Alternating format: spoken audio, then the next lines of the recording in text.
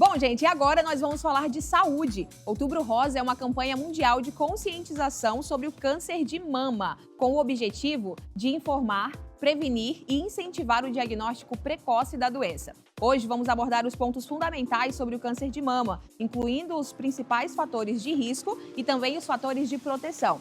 Quem vai falar sobre o assunto com a gente é o Dr. Peter, médico oncologista. Seja muito bem-vindo, doutor, tudo bem? Tudo bem, Nilevi, muito obrigado. A gente agradece pelo espaço e é sempre muito bom falar sobre prevenção, principalmente sobre doenças graves, né? Então esse espaço, isso que a gente vai fazer hoje é fundamental.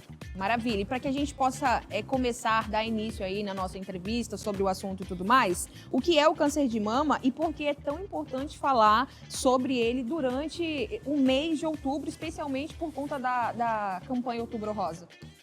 O câncer de mama, tirando os cânceres de pele não melanoma, é o câncer mais incidente nas mulheres. A gente tem como um dos cânceres que mais mata no mundo o câncer de mama, uma das principais causas de morte em mulheres. Obviamente é maior a partir dos 40, 50 anos, mas nós temos mulheres jovens. Eu tenho pacientes, por exemplo, com 30, 32 anos. Então essa campanha, esse mês de outubro, ele foi desenhado para a gente trabalhar com prevenção, diagnóstico precoce e disseminação de informação. Então é importante que nesse mês, não só esse mês, o ano todo, as mulheres fiquem-se atentas aos sinais do corpo, colocar os exames em dias. Então essa é a importância do mês, do Outubro Rosa da campanha. Maravilha. E quais são os principais fatores de risco e o que as mulheres elas podem fazer para se protegerem no modo geral?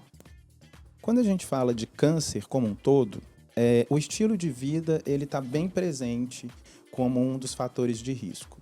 Então, obesidade, a não realização de atividade física, o sedentarismo, alimentação inadequada com embutidos, mortadela, salame, alimentos ultraprocessados com muito corantes, conservantes e a ingesta de bebida alcoólica e o tabagismo. Cigarro e bebida é fator de risco para qualquer doença. Para o câncer não vai ser diferente. Então você, mulher, procure ter um estilo de vida saudável, procure alimentar-se de forma correta e fazer atividade física. E procurar um médico se qualquer sinal diferente no corpo. Maravilha. O autoexame, doutor, ele ainda é uma forma eficaz de detectar alterações nas mamas, não é isso? Quais são os sinais que merecem ainda mais atenção? O câncer de mama ele vai se apresentar como um nódulo fixo, geralmente não doloroso no início.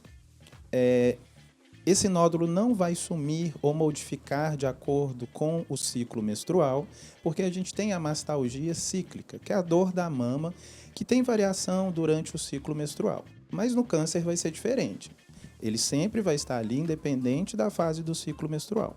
Então, o autoexame da mama é uma forma da mulher se conhecer, né? Conhecer seu corpo, conhecer a mama e identificar lesões a partir de 3 centímetros. Ela já consegue detectar ali a partir do autoexame. Então, todos os meses, as mulheres precisam fazer o autoexame das mamas. Tirar um tempinho, nada correndo. Eu falo que é um tempo para a sua própria saúde, então você não deve fazer isso de forma corrida, né? Então vai lá, tira um período, vá para frente do espelho, palpe as 2 mamas, palpe a axila. Se tiver algum nódulo diferente, procure um médico para tirar dúvida, para a gente saber o que está acontecendo. Então sim, o autoexame da mama é um grande auxiliador para a gente no diagnóstico precoce. Ele não substitui os outros exames. Ele não substitui mamografia e nem ultrassom, mas é um auxiliador da gente. É um alerta, né, para que de fato a mulher, depois de realizar o autoexame, possa seguir para os próximos passos com os exames mais precisos, não é isso, doutor? Exatamente. O autoexame da mama vai ser como se fosse uma triagem ali, né? Então a mulher já consegue todo mês ficar monitorando a mama. Se ela viu que tem algo diferente, olha, a mama esquerda está diferente do que estava o mês passado. Tem um nódulo aqui que eu não observei, então é um sinal de alarme. Ela já consegue procurar o médico, ela já consegue fazer o diagnóstico precoce. Maravilha. Esse é um tema muito necessário de se tratar, tanto aqui no Câmera Mais, quanto nas redes sociais, nos outros programas da casa também e tudo mais. E até a gente, é importante que a gente reforce que, apesar de ter ali uma faixa etária precisa, né, descrita, recomendada pelos médicos, pelos especialistas, para que as mulheres possam fazer a mamografia, é importante que a gente destaque também a importância do Outubro Rosa também para as mulheres mais jovens, não é isso, doutor? Exato. Quando a gente pega a política pública, né, as idades para fazer os exames de rastreamento, a gente começa aos 40 anos e a gente segue até os 76 anos com mamografia e ultrassom. Mas não quer dizer que você, antes dos 40 anos, não precise fazer nenhum exame. Você precisa ter um ginecologista parceiro assim que inicia a atividade sexual, a vida sexual. E se você, em qualquer idade, palpou algo diferente nas mamas, está sentindo dor, uma dor que não passa, saída de secreção pelas mamas, independente da idade, vai ser realizado um exame de rastreamento, seja mamografia, seja ultrassom. Então, o Outubro Rosa, quando a gente fala de políticas públicas, a gente pega essa idade, sim, de 40 anos em diante. Mas a gente tem que ter a noção que o cuidado com a saúde não tem idade. É independente. Quanto mais jovem, iniciou o ciclo menstrual, a gente já sabe que tem modificação nas mamas, então você tem que ter cuidado, você tem que ter um ginecologista para te acompanhar sempre.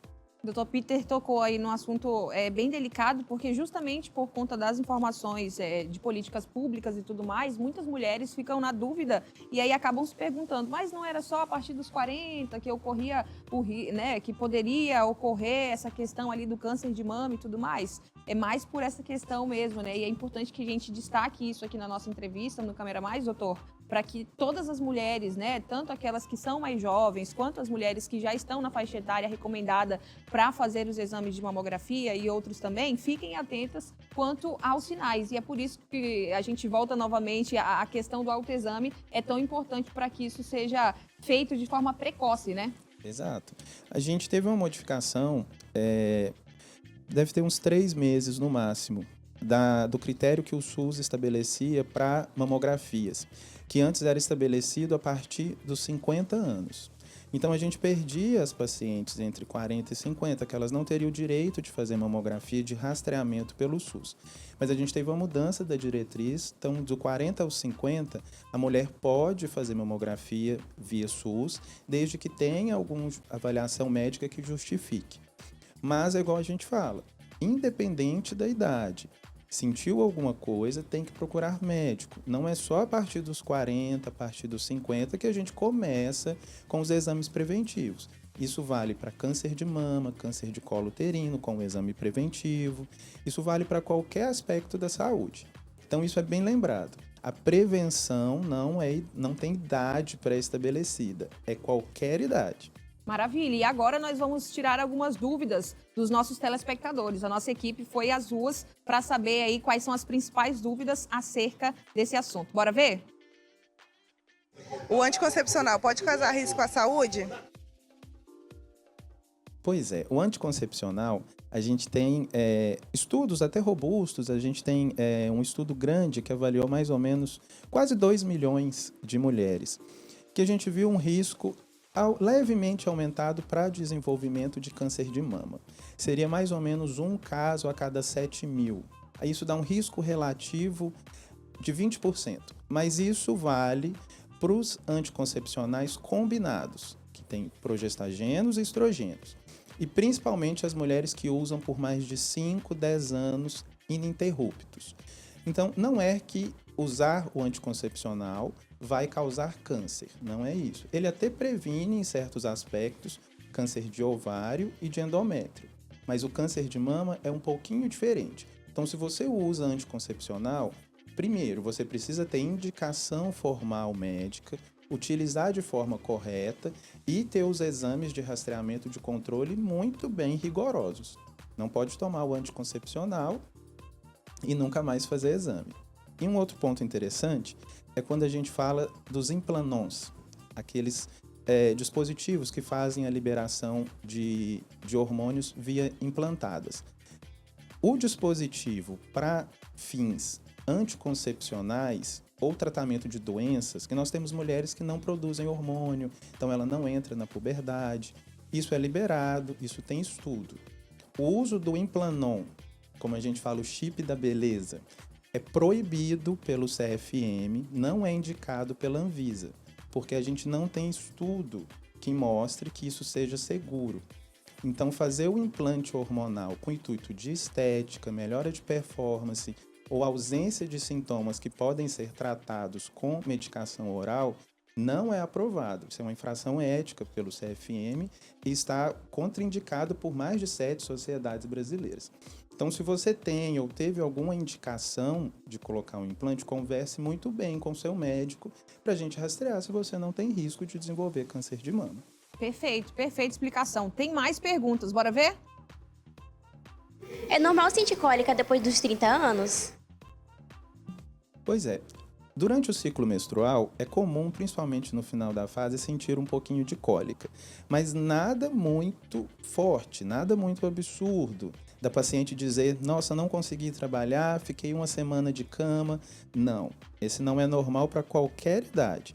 A gente tem que pesquisar algumas doenças. Não necessariamente câncer, mas endometriose, síndrome do ovário policístico. Mas, se você tem um ciclo menstrual regular, nunca teve dor, nunca apresentou nenhum sintoma, mas a partir dos 30 anos começou a ter algum sintoma, é algo que a gente tem que se preocupar. Pode ser manifestação de uma doença nova ou de alguma doença que estava ali que foi progredindo no decorrer do tempo. Então, não. Cólica nova de forte intensidade depois dos 30 anos não é normal. Respondido, né? Respondido perfeitamente. Nós temos mais uma pergunta, bora ver? Toda dor no peito é sinal de câncer? Felizmente não. A gente tem a própria mastalgia, né, que é a dor na mama cíclica, do ciclo menstrual mesmo. Então, todo mês é comum sentir as mamas como se estivessem grandes, se estivessem um pouco mais inflamadas. Nada muito proeminente, isso vai passar no decorrer do ciclo. A gente pode ter inflamação de glândulas, trauma mesmo em região de mama, utilização de sutiã muito apertado, isso pode causar mastalgia. Geralmente, neoplasia câncer vai ser um nódulo que ele não dói no início. Mas mama com muita dor, se tiver isso percorrendo por meses, precisa procurar avaliação médica, porque a gente tem uma entidade que chama carcinoma inflamatório. Ele não forma nódulo, ele gera uma inflamação mesmo na mama. Então, às vezes, a paciente pode estar iniciando com esse tipo de câncer e a gente não encontra nódulo. Então, uma dor na mama que está percorrendo, que está te incomodando, tem que ser avaliada. Mas, felizmente, nem sempre, na minoria dos casos, vai ser algo maligno. Graças a Deus, né, minha gente? Todas as perguntas respondidas aí da melhor maneira possível pelo Dr. Peter. Inclusive, eu agradeço demais a sua participação aqui no Câmera Mais, um papo muito importante, especialmente no Outubro Rosa. E fica aí, quando o senhor quiser voltar, será sempre muito bem-vindo, tá bom? Eu que agradeço sempre pelo espaço, igual eu falo, a gente falar sobre prevenção, dar dicas de saúde, é algo muito gratificante para a gente, né? Então, esses espaços a gente sempre agradece. E também estou às ordens. Obrigada, Dr. Peter. Muito obrigada. E essa foi uma entrevista maravilhosa sobre o Outubro Rosa, sobre a prevenção do câncer de mama.